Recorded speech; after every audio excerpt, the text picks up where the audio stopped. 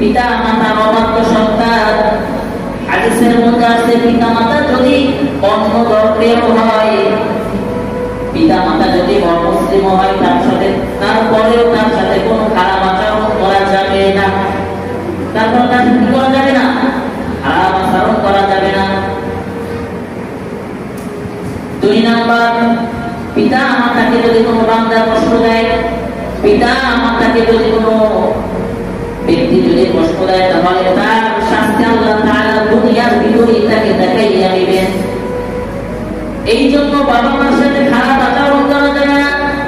বাবা মার সাথে খারাপ আচরণ করা যাবে না। বাবা মার সাথে ভালো আচরণ করতে হবে, নম্র ভাষায় কথা বলতে হবে।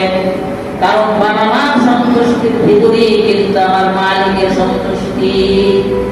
এই জন্য কি করতে হবে? বাবা মার সাথে খারাপ কোনো আচরণ করা যাবে না। আজকে শুধু সংক্ষেপেই বললাম যে বাবা মার সাথে খারাপ আচরণ করা যাবে না।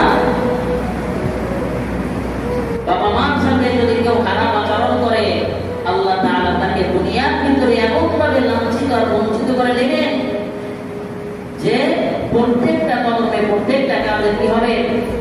লাঞ্ছিত হবে। এই জন্য বাবা মার সাথে ভালো আচরণ করতে হবে। কারণ বাবা মা পারতেছে কি আপনার আমার জান্নাত। বাবা মা সন্তুষ্টির ভিতরেই আল্লাহর সন্তুষ্টি আছে। এখন আমি যদি আমার বাবা মা যারা যাদের মাধ্যমে আমরা দুনিয়াতে আসছি, যারা আমার জন্য বহু কষ্ট করেছে, এদেরকে যদি আমরা কষ্ট দেই, তাহলে আল্লাহ কি হয়ে যাবে? নারাজ হয়ে যাবে।